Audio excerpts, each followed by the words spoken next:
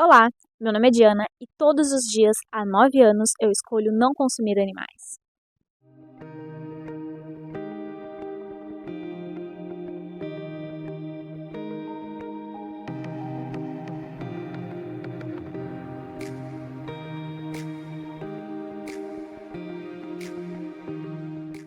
Eu nasci e moro em Arroio Grande, uma cidade pequena, de interior, de cerca de 19 mil habitantes, e quando eu tinha 16 anos, eu decidi, do dia para a noite, que eu ia parar totalmente de consumir animais, motivada 100% pela vontade de não contribuir com a morte de mais nenhum deles. Atualmente, se fala um pouco mais sobre direitos dos animais, é mais fácil conhecer outros vegetarianos, mas lá em 2015, quando eu tomei essa decisão, eu não sabia exatamente como fazer, ainda mais em uma cidade pequena como a minha.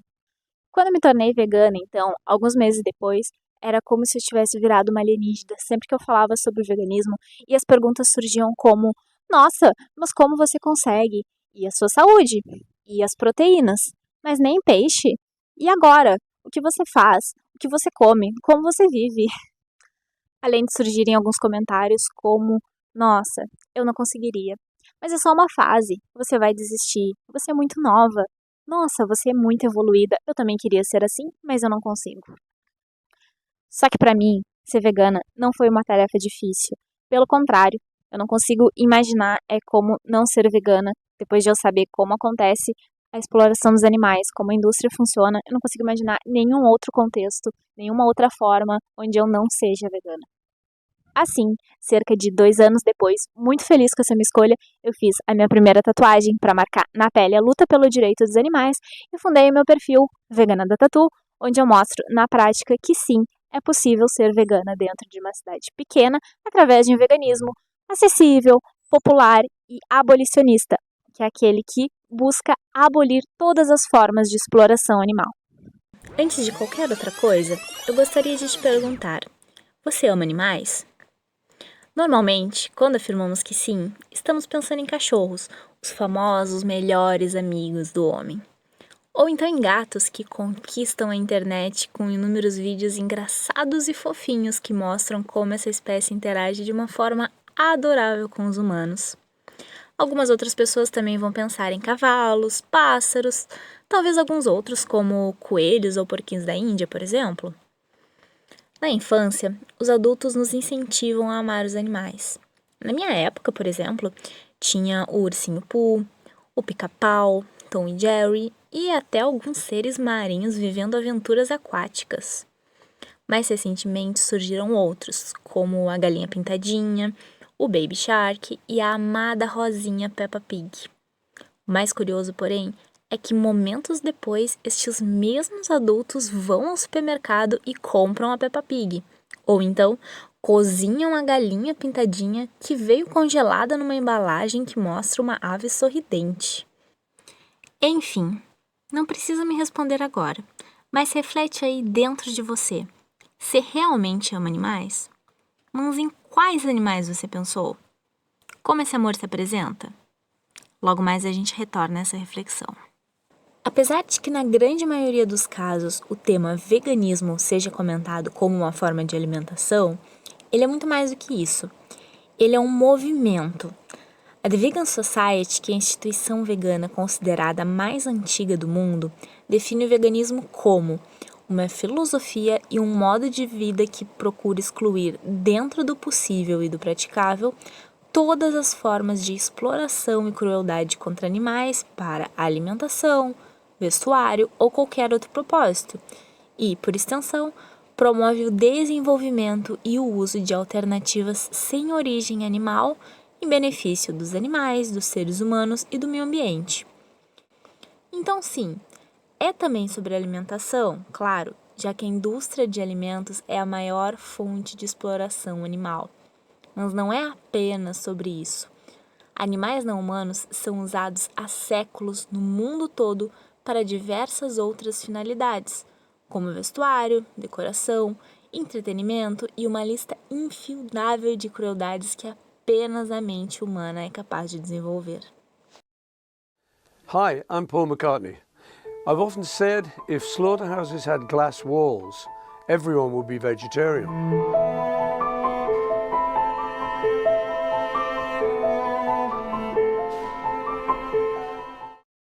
todos esses fatos são visíveis, de conhecimento popular, muitos deles legalizados.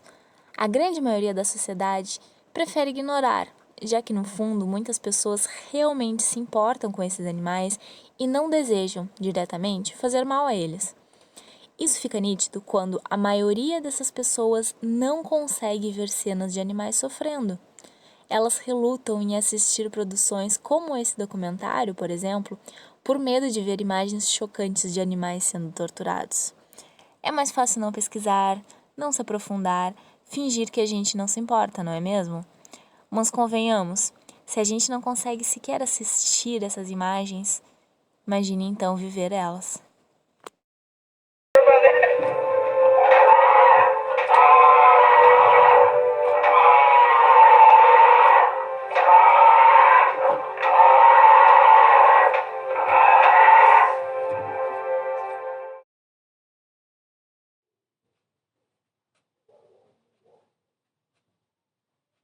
Eu queria muito que esse documentário não fosse necessário, mas ele é mesmo indispensável. Acho que todas as pessoas têm o direito de saber o que se esconde por trás desse hábito aparentemente inocente de comer carne. Pode parecer um ato banal, mas ele interfere diretamente na sua saúde, no nosso meio ambiente e no bem-estar dos animais. E são esses mesmos animais usados como alimento, roupa, cobaia de produtos para o uso de humanos, que são definidos pela ciência como seres sencientes. A senciência é a capacidade dos seres de sentir sensações e sentimentos de forma consciente. Em outras palavras, é a capacidade de ter percepções conscientes do que lhe acontece e do que o rodeia. Ou seja, a ciência já pode comprovar que esses animais não humanos sentem, desde condições fisiológicas, como sede, frio, cansaço, dor, até condições mais psicológicas e sentimentais, como tristeza, medo, frustração, estresse. E claro, essa característica de sentir também os torna capazes de vivenciar alegria, gratidão, conforto. Só que, infelizmente, nós, humanos, raramente possibilitamos eles de vivenciar esse lado bom dessa capacidade. Mas se a ciência já comprovou que os animais estão de fato sofrendo ao longo dos processos para obter esses produtos e serviços, por que as coisas não mudam? Por que os atos cruéis continuam ocorrendo e sendo permitidos por lei em uma sociedade dita civilizada? Existe um conceito desenvolvido pelo filósofo e pesquisador Peter Singer em seu livro Libertação Animal, que se chama especismo. O especismo é uma forma de discriminação contra quem não pertence a uma determinada espécie. Ele é similar ao racismo, o sexismo e outros tipos de preconceitos. O especismo se utiliza de argumentos sem base científica ou moral para validar a exploração e subjugamento de uma espécie sobre a outra. É graças a esse especismo, tão enraizado em nossa sociedade, que, de forma geral, a maioria dos humanos é ensinado desde a infância e motivados ao longo de toda a vida a tratar de forma diferenciada cada ser de acordo com a sua espécie.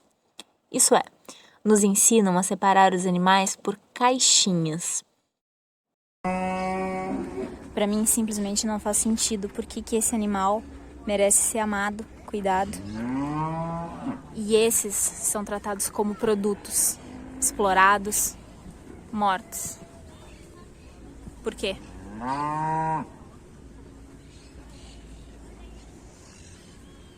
Alguém te ensinou de forma diferente?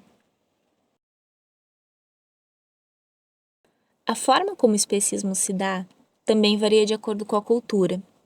Provavelmente você já se indignou e talvez até já tenha assinado uma petição online pedindo para acabar com o festival da China em que os cachorros são capturados, cozidos vivos e comidos, certo? Causa realmente muita dor ver ou até mesmo apenas imaginar essas cenas. Principalmente se você tem um cachorrinho de estimação em sua casa ou vê vários deles pelas ruas da sua cidade diariamente. Parece absurdo imaginar eles sendo produtos de consumo em outro país.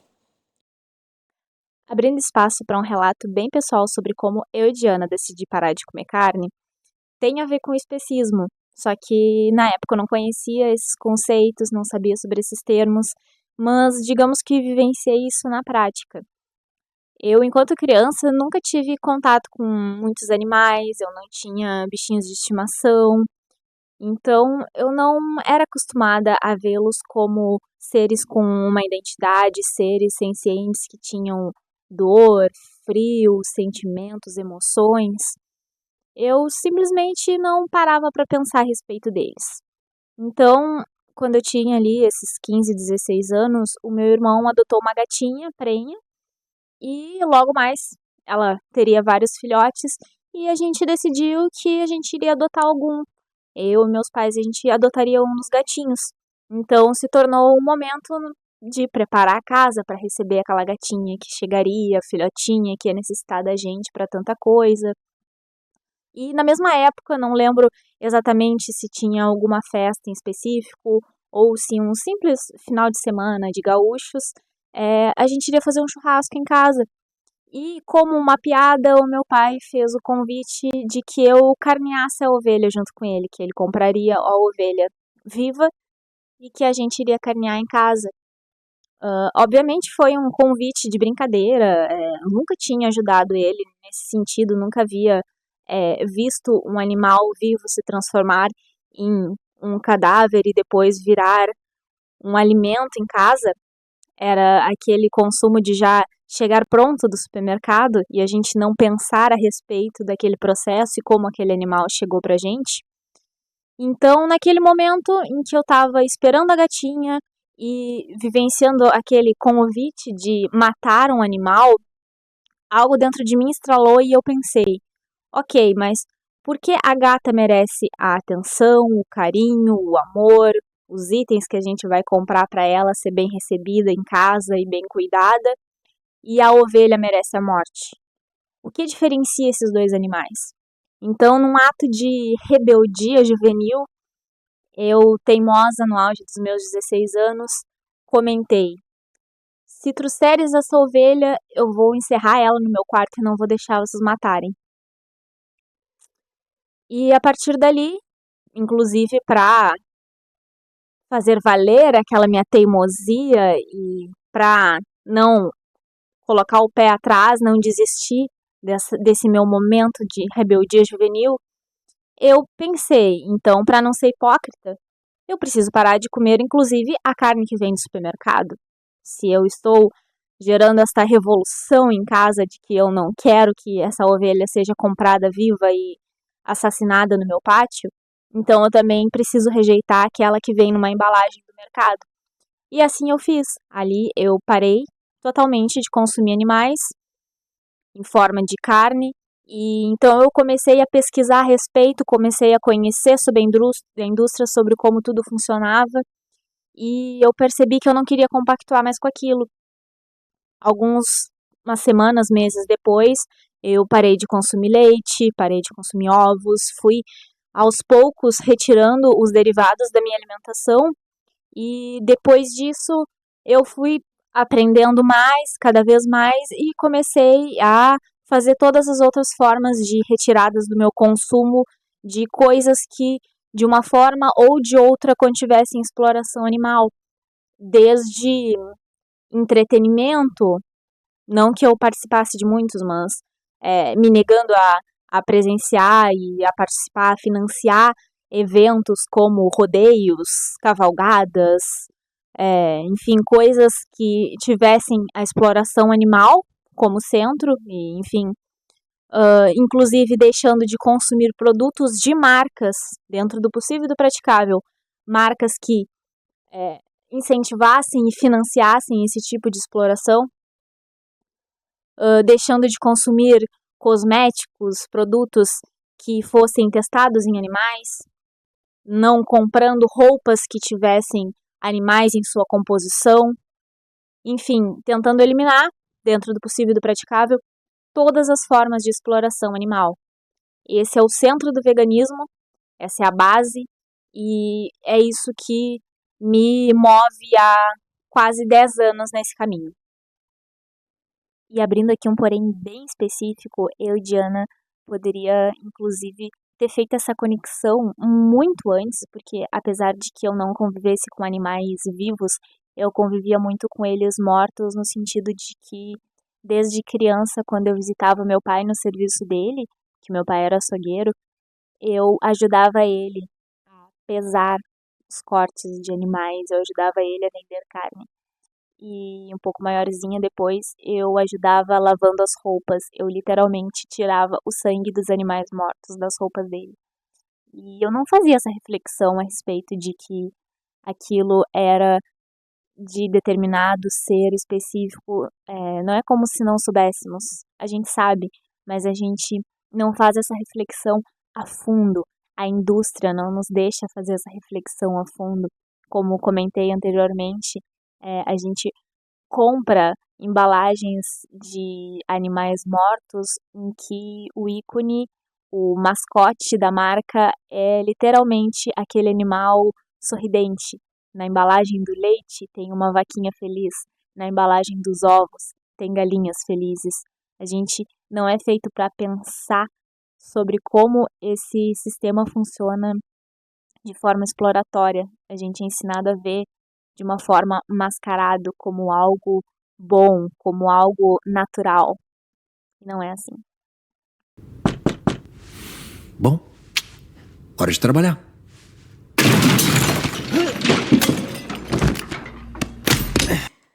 Provavelmente você lembra dessa animação, lançada no ano de 2021, que conta a história do Ralph, o coelhinho cobaia de testes de cosméticos que emocionou o mundo. Ei, que vamos nós.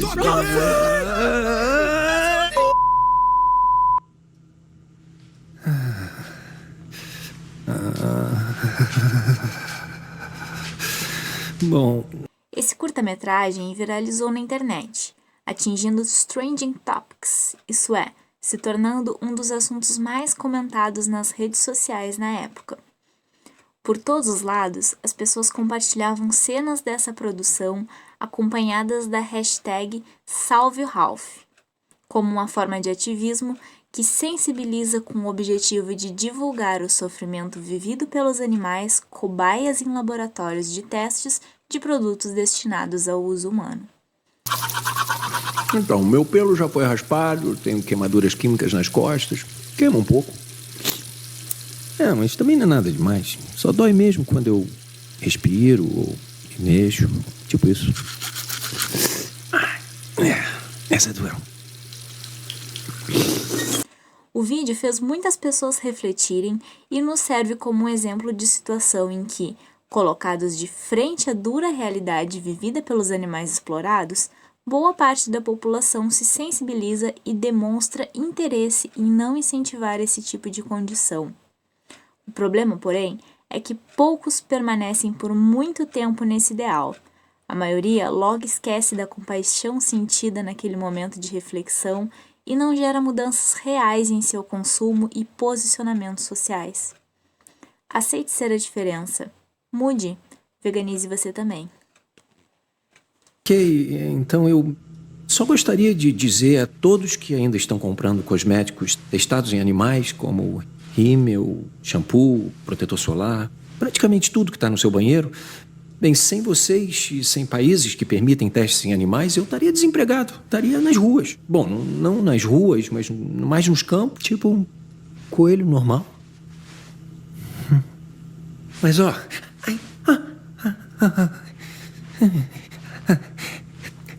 Tá tudo bem.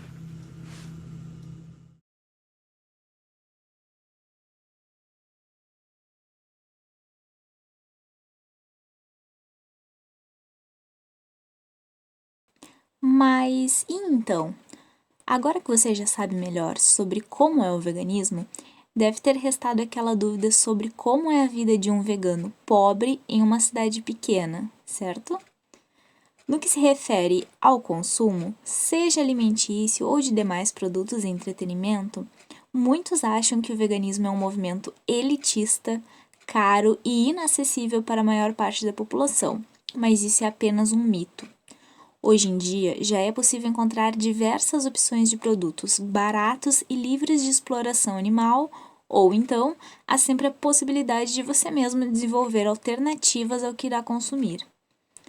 Como em geral a grande dúvida dos não veganos é voltada à alimentação, por ser algo tão presente em nosso dia a dia, é sobre ela que vou me dedicar a falar de forma mais detalhada.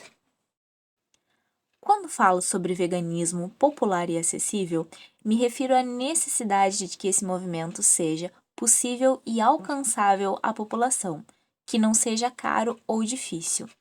E era exatamente essa a principal dúvida das pessoas quando eu comecei a falar sobre veganismo há cerca de 10 anos atrás. Elas achavam que eu precisaria ter muito dinheiro para manter um estilo de vida sem produtos de origem animal e que teria grande dificuldade em encontrar produtos veganos em uma cidade de interior como Arroio Grande. O mundo vegetal, ele é gigante, tem uma variedade absurda que não envolve dor, exploração, morte. Assim, o veganismo que eu construo dia a dia está sob o alicerce de ser acessível a todos, sem depender de produtos caros e escassos de uma indústria de ultraprocessados que nada importa com vidas, sejam elas de animais humanos ou de animais não humanos. Enquanto eu gravava as cenas desse documentário, encontrei pela primeira vez na minha cidade uma opção de bife vegetal, o qual eu comprei pensando justamente em mostrar por aqui. Eu acho que esse produto seja essencial para o veganismo? Não. Eu costumo consumir isso aqui com frequência? Não, fazem quase 10 anos que eu sou vegana e essa é a primeira vez que eu compro isso. Eu acredito que esse tipo de produto é que seja a base de um veganismo acessível. Não, inclusive essa latinha custou R$20. Isso aqui não tá dentro do limite do meu bolso e nem da maioria dos brasileiros. Algo que eu acho interessante pontuar é que não necessariamente os veganos não gostam de carne, não gostem do sabor da carne. Eu, pessoalmente, gostava da carne, gostava da textura principalmente, mas o gosto, o paladar, uma questão realmente puramente de sensação, para mim não representa mais do que vidas. Não é justificativo o suficiente para que tamanha exploração aconteça com outros animais. Então, eu sinto falta do gosto da carne. Eu gostava, eu achava saborosa, só que engolir aquilo sabendo como aquilo é feito, como é a origem daquele produto, como ele chega à mesa dos brasileiros, para mim isso é que é intragável. Então, por mais que eu goste do gosto, eu não consigo engolir isso. Então, esse tipo de produto talvez seja um aliado interessante para quem sente essa falta, essa saudosidade do gosto, da textura, mas por mais que seja uma opção interessante, não é exatamente a base do veganismo que eu acredito e divulgo. E é assim que, depois de te falar um pouquinho sobre o veganismo e da minha experiência com ele, que eu vou finalizando esse documentário, na esperança de ter te feito refletir sobre tudo que foi falado aqui. Num material de menos de 30 minutos, eu não vou conseguir condensar nem 1/10 de tudo que eu gostaria de falar desse tema que eu tanto amo estudar, pesquisar, comentar e viver. Tem tanta informação e conceitos mais que eu adoraria te contar. Eu literalmente já fiz um TCC sobre isso, inclusive. Para mim, abordar esse assunto é parte essencial da minha vida, seja na banca da defesa da graduação da UFPEL, através de projetos apoiados pela Secretaria de Cultura da minha cidade ou simplesmente nas minhas redes sociais e no meu dia a dia mesmo. Ah, e lembra aquela pergunta que eu te fiz lá no início sobre você realmente amar animais? Pois então, eu não quero de forma alguma questionar teus sentimentos por esse ou aquele bichinho que faz parte da tua vida, nem muito menos te apontar o dedo por amar um cachorro ou gatinho enquanto você come vacas, porcos e galinhas. Eu sei como o sistema funciona. Aquela história do especismo, lembra? Então, eu sei que o mundo te disse que você foi feito para proteger cãezinhos e comer vaquinhas, mas você pode muito bem questionar o funcionamento desse sistema cruel e simplesmente fazer a diferença. Sim, aquela frase clichê de seja a diferença que você quer ver no mundo, sabe? Pois é, esse então é o meu recado final. Se cuida e pense criticamente, pois somos nós que temos a chance de ser a voz daqueles que não são ouvidos.